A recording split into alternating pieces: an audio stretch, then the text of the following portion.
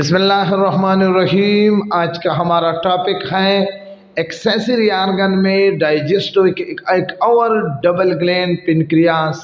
इंशाल्लाह आज मैं आपको बताने जा रहा हूँ कि लीवर की तरह पेनक्रियास भी हमारे साथ डाइजेस्टिव ग्लैंड है।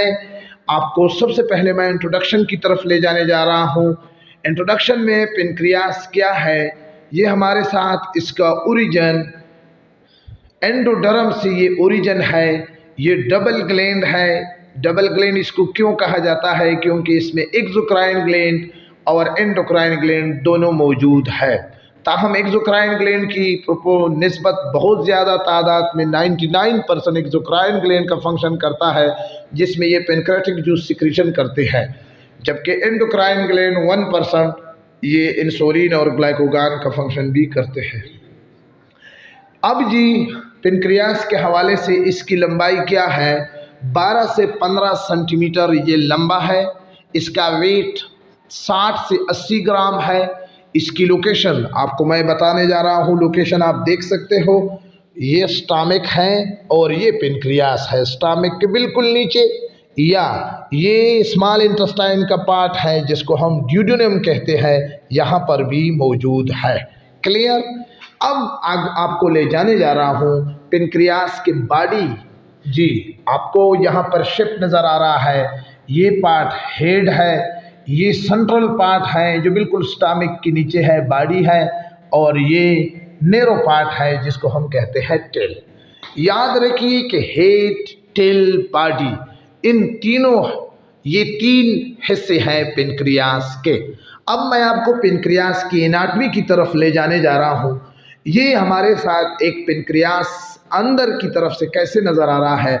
सबसे पहले ये आपको ग्रुप ऑफ सेल नज़र आ रहे हैं 20 से लेकर 40 तक। ये एक ग्रुप है, ये दूसरा ग्रुप है, ये तीसरा ग्रुप है, चौथा ग्रुप है, पांचवा ग्रुप है, छठा ग्रुप है। इस तरह मुकम्मल ये कवर किया हुआ है। इस सेल को हम कहते हैं एसिनाई।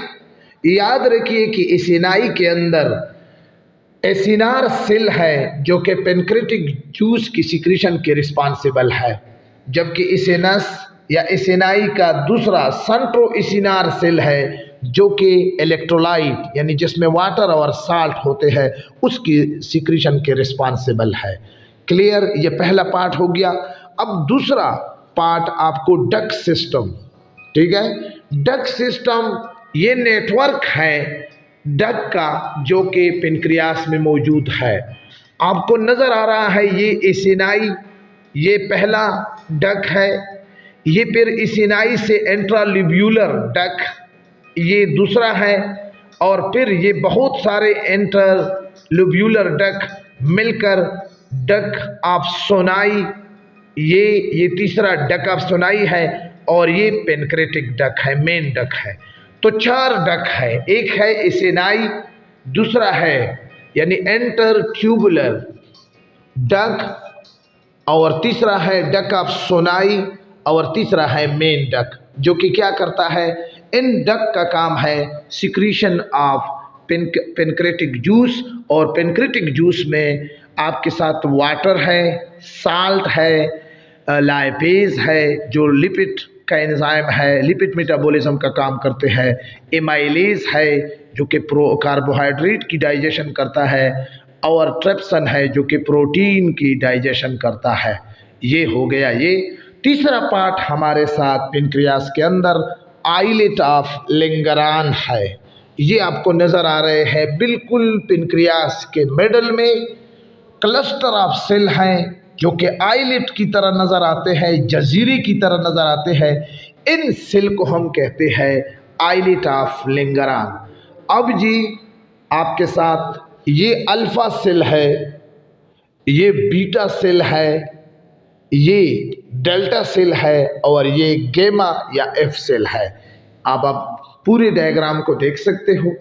आइलेट ऑफ लैंगरान इसको कहा जाता है कि जो पेनक्रियास के वस्त में टिश्यू बनी हुई है, ग्रुप ऑफ सेल है जो आइलेट की तरह नज़र आते हैं। अल्फा सेल हमारे साथ ग्लाइकोगान को खारिज करते हैं।